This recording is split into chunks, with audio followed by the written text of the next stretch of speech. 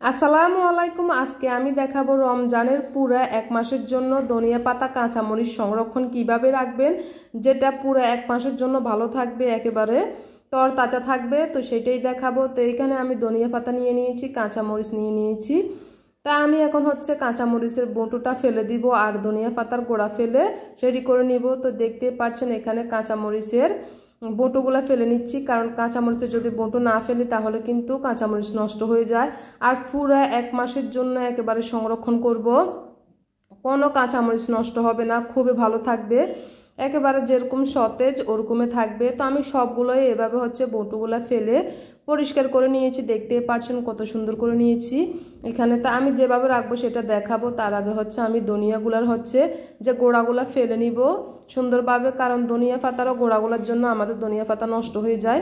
এই জন্য আমরা ধনিয়া পাতার গোড়াগুলো ফেলে পরিষ্কার করে নিচ্ছি, যাতে করে আমাদের দুইটাই কাজ সহজ হয়।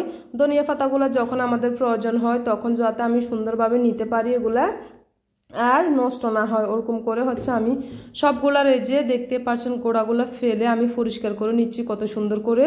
তা আমি এরকম করে কাঁচামরিচ আর ধনিয়া পাতার সব গোড়া তারপর বঁটুগুলা পরিষ্কার করে নিয়েছি। এখন আমি যেভাবে রাখবো, যেভাবে সংরক্ষণ করব সেটাই দেখতে পারবেন।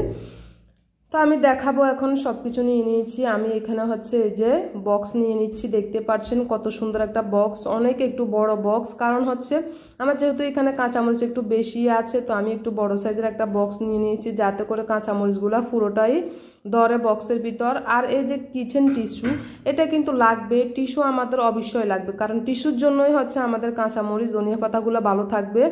এই জন্য আমি টিস্যু নিয়ে সুন্দর করে বাঁচ করে দিচ্ছি, অনেক সুন্দর করে যে বক্সের ভিতরে বাঁচ করে আমি বসিয়ে দিচ্ছি, যেভাবে আমার পুরো বক্সটা টিস্যু একেবারে যাতে কোনো প্রকারে টিস্যু ছাড়া না থাকে। আমি সুন্দর করে দেখতে পাচ্ছেন কত সুন্দর বাঁচ করে আমি বসিয়ে দিয়েছি। তা আমি যেভাবে রাখবো এইভাবে যদি আপনারাও রাখেন তাহলে কিন্তু আপনাদের কাঁচামরিচ ধনিয়া পাতাগুলো অনেক সতেজ থাকবে, সুন্দর থাকবে, পুরো এক মাসের জন্য খেতে পারবেন। এই যে আসলে আর ঝামেলা করতে হবে না, বারবার এনে ঝামেলা করার কোনো ঝামেলাই নেই, একেবারে সুন্দর সতেজ সতেজ থাকবে। তো দেখতেই পাচ্ছেন আমি একেবারে পুরো বক্সের ভিতর কাঁচামরিচগুলো ঢুকিয়ে নিচ্ছি। আমি একটু সাইজে বড় বক্স নিয়েছি, যাতে করে আমার এখানে পুরো কাঁচামরিচগুলো একেবারে ধরে বক্সের ভিতরে। তো দেখতেই পাচ্ছেন আমার পুরো কাঁচামরিচটাই কিন্তু বক্সের ভিতরে একেবারে ধরছে, অনেক বড় বক্স সাইজে, এই জন্য কিন্তু সবটাই ধরছে।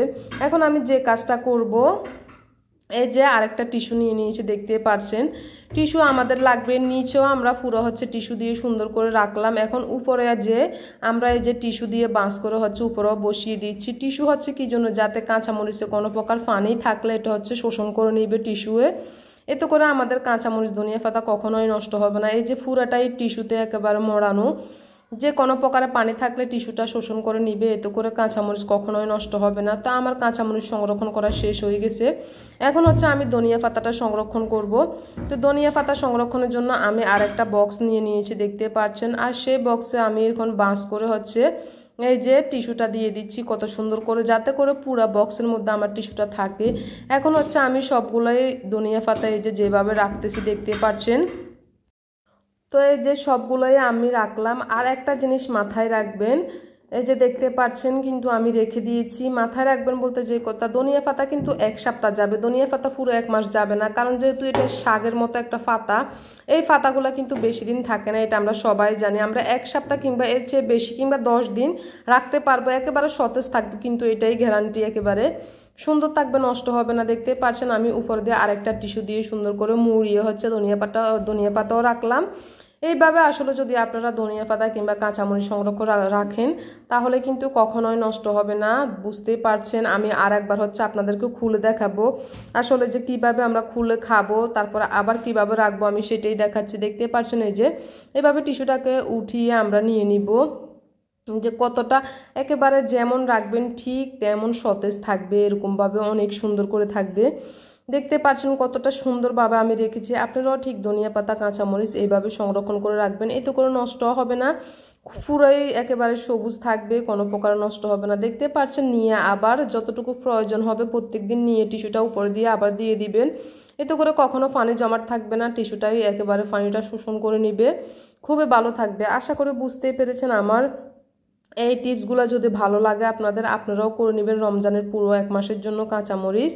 ধনিয়া পাতা সাপ্তাহিক নিয়ে আসবেন বা 10 দিন পর পর নিয়ে আসবেন, তাহলে কিন্তু বেশি একেবারে